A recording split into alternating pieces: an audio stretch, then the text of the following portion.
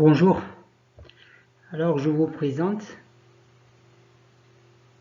le premier chapitre, la deuxième séance du premier chapitre d'une mécanique des fluides 2, destiné aux étudiants troisième année licence en énergétique. Ce chapitre, c'est la cinématique des fluides. Alors pour commencer cette deuxième séance, je vais vous présenter les opérateurs mathématiques que on va utiliser lors de ce chapitre-là. Le premier paramètre, le premier opérateur, c'est l'opérateur Nabla, qui est un opérateur vectoriel, qui est égal à d sur dx, la dérivée par rapport à x fois le vecteur i, la dérivée partielle par rapport à y fois le vecteur unitaire g, plus la dérivée partielle par rapport à z fois le vecteur unitaire k. Nous avons le gradient de phi c'est une grandeur vectorielle, avec phi c'est une valeur scalaire quelconque, une fonction phi. Le gradient de phi est égal à dφ sur dx fois i, plus dφ partiel sur dy fois le vecteur unitaire g, j, plus dφ sur dz fois le vecteur unitaire k. Je rappelle que gradient de phi, c'est un vecteur. Donc il a trois composantes, suivant x, suivant y et suivant z. Je parle en coordonnées cartésiennes. Bien sûr, on pourra faire le passage des coordonnées cartésiennes vers les coordonnées cylindriques ou même sphériques. Deuxième opérateur, c'est le Laplacien. Le Laplacien, c'est le produit. Le Laplacien, c'est nabla au carré. C'est le produit scalaire de nabla par nabla que multiplie phi. Alors, cet opérateur-là est un opérateur scalaire. Donc, ça donne une valeur. Ça donne une valeur. Alors, le Laplacien de phi est égal à la dérivée partielle deuxième degré par rapport à x au carré de phi plus la dérivée partielle deuxième degré par rapport à de phi par rapport à y au carré plus d de phi sur dz2. Et ça donne une valeur. Ça donne une valeur scalaire. Scalaire, donc sans direction. Bien sûr, cette valeur pourra être valeur positive ou négative. Ensuite, l'autre opérateur, c'est la divergence. La divergence de A, c'est nabla A, qui est égal au produit scalaire de nabla par le vecteur A, est égal à la dérivée de la composante du vecteur A suivant x par rapport à x, plus la dérivée partielle de la composante du vecteur A suivant y par rapport à y, plus la dérivée de la composante de A suivant z par rapport à z. Et ça donne une valeur de même que le Laplacien, ça donne un scalaire. L'autre grandeur, ou l'autre opérateur, c'est le rotationnel. Rotationnel de A. Alors le rotationnel est obtenu par le produit vectoriel de nabla par A, qu'on peut le mettre ici, par exemple, sur le produit vectoriel de deux vecteurs, c'est I, donc en coordonnées cartésiennes, I, J, K, sont les vecteurs unitaires, D sur dx, D sur dy, D sur dz, partiel bien sûr, fois AX, AY et AZ. Alors, le rotationnel du vecteur A, de composante AX, AY, AZ, est égal, donc, est égal I fois DAZ sur DAZ sur DY moins DAZ moins DAY sur DZ fois I. Donc la première ligne et la première colonne, ça donne un signe positif. Donc moins I puissance 2, moins 1 puissance 2, ça donne 1. Par contre, pour J, moins 1 puissance 3, c'est-à-dire 2 plus 1, ça donne un signe négatif. Donc c'est moins J fois DAZ sur DX moins DAX sur DZ. Composante, c'est plus K, donc c'est troisième ligne, troisième colonne et première ligne, ça donne 3 plus 1 c'est 4, moins 1 puissance 4 c'est plus 1, donc plus K fois DAY sur DX moins DAX sur DY. Donc ici, on inverse, donc on fait entrer le signe moins pour avoir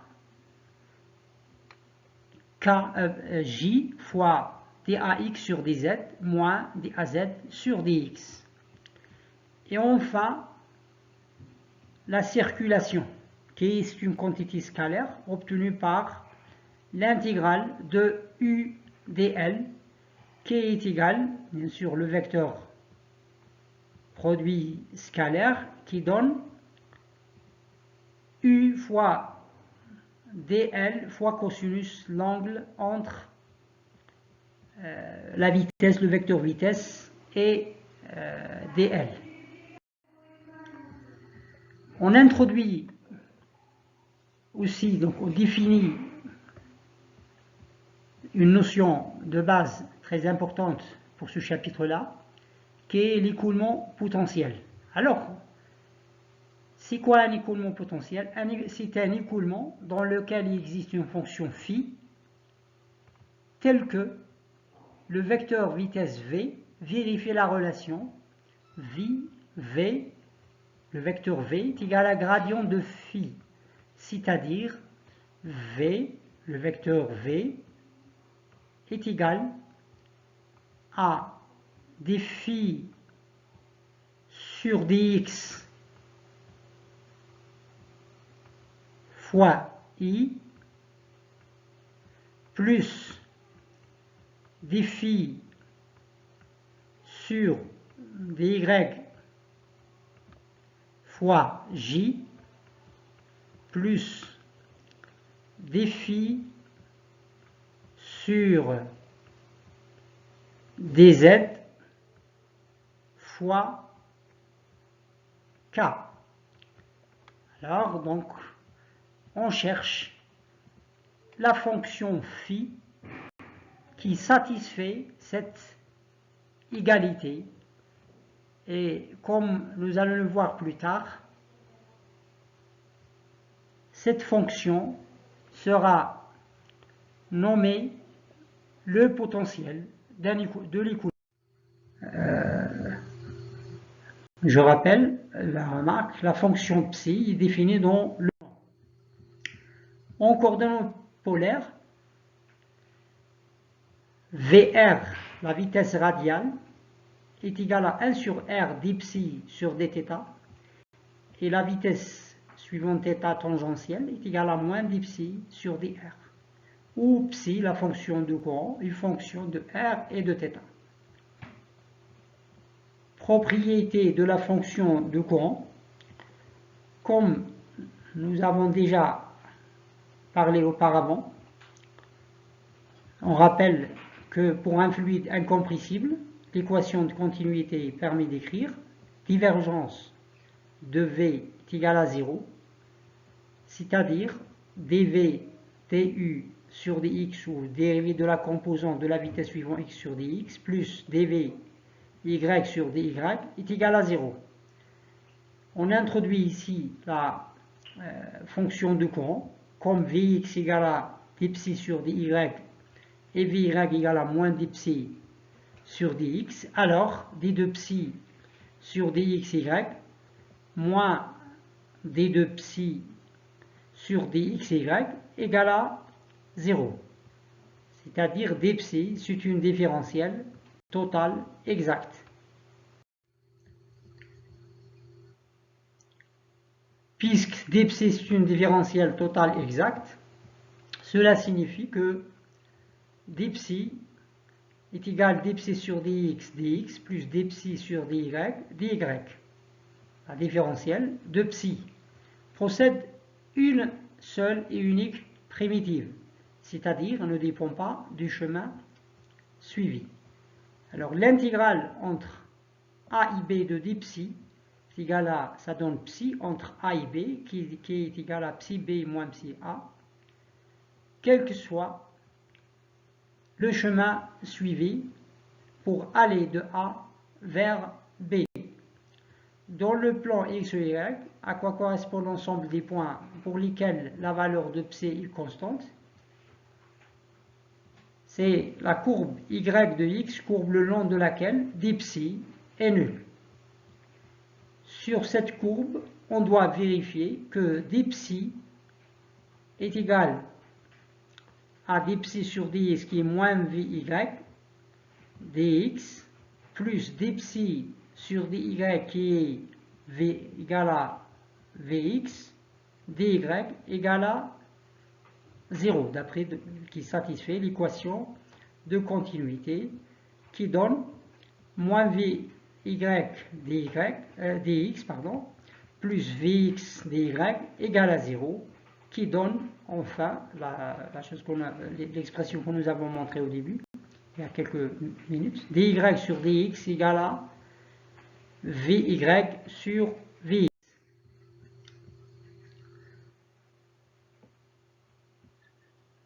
Le potentiel d'un écoulement, ou la fonction du potentiel d'un écoulement noté phi, le potentiel noté phi, est défini par x dφ sur dx égale à u et dφ sur dy égale à v.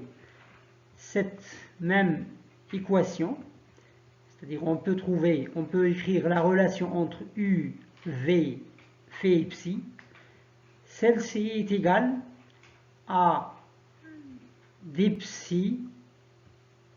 sur dy, c'est-à-dire dφ sur dx est égal à dψ sur dy est égal à u.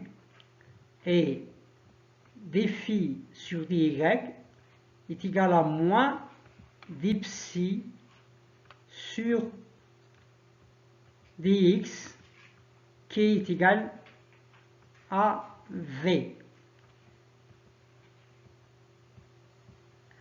Une propriété, dφ, propriété de la fonction ou bien du potentiel, dφ est égal à dφ sur dx plus dφ sur dy qui est égal à u dx plus v dy est égal à 0, d'après toujours l'équation de continuité. La relation entre phi et psi, en plus c'est-à-dire de point de vue géométrique, en plus de ces deux égalités, la dérivée de y par rapport à x pour phi constante est égale à moins u sur v. On peut la trouver à partir d'ici. D'accord? Et la dérivée de y par rapport à x à psi constante est égale à v sur u. Si on multiplie dy sur dx à phi constante par dy sur dx à psi constante, ça donne moins 1.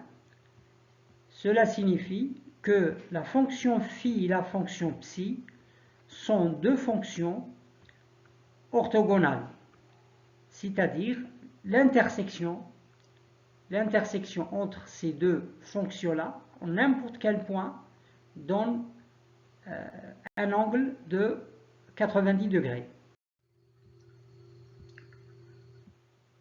On réécrit les expressions précédentes qui sont connues sous le nom ou bien des célèbres conditions de Cauchy-Riemann rencontrées dans la fonction invariable complexe, en parlant bien sûr de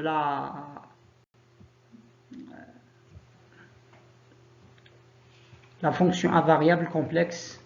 Si la fonction est analytique, elle doit vérifier cette condition-là, les célèbres conditions de Cauchy-Riemann que vous avez certainement vues lors du cours, pendant le cours de mathématiques, corrélatif à la fonction invariable complexe. Pour un écoulement incompressible et rotationnel, nous avons dit de psi est égal à dit de phi, le Laplacien de psi est égal au Laplacien de phi est égal à 0. On peut écrire la relation en coordonnées polaires.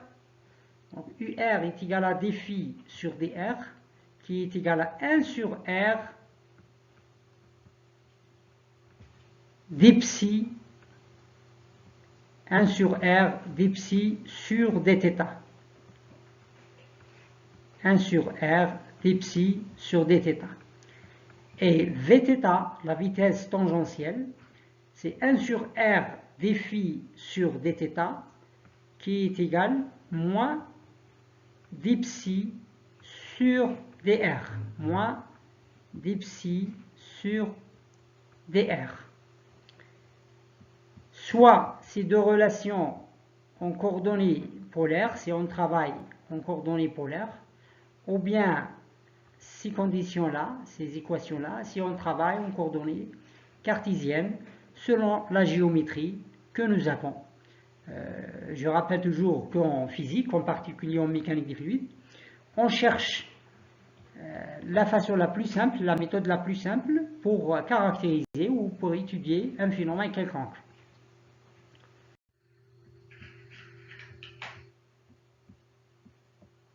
Alors, on va passer aux écoulements potentiels de base, mais avant de parler de ces écoulements de base ou écoulements élémentaires, on rappelle quelques relations mathématiques. L'écoulement potentiel, c'est un écoulement dans lequel il existe une fonction phi telle que V est égal à gradient de phi. Et on dit un écoulement est rotationnel, c'est le produit vectoriel ou bien le rotationnel de V, c'est-à-dire le produit vectoriel de nabla par V, est égal à 0. Dans ce cas-là, on dit cet écoulement-là, c'est la vitesse d'un écoulement vérifie cette relation, on dit que l'écoulement est irrotationnel. Dans le cas contraire, c'est-à-dire si le produit vectoriel est différent de 0, on dit que l'écoulement est rotationnel. Un écoulement idée uniforme, c'est les vitesses de toutes les particules sont les mêmes en tout point du fluide. C'est-à-dire, elles ne dépendent pas de la position. Elles ne dépendent pas, les vitesses ne dépendent pas de la position.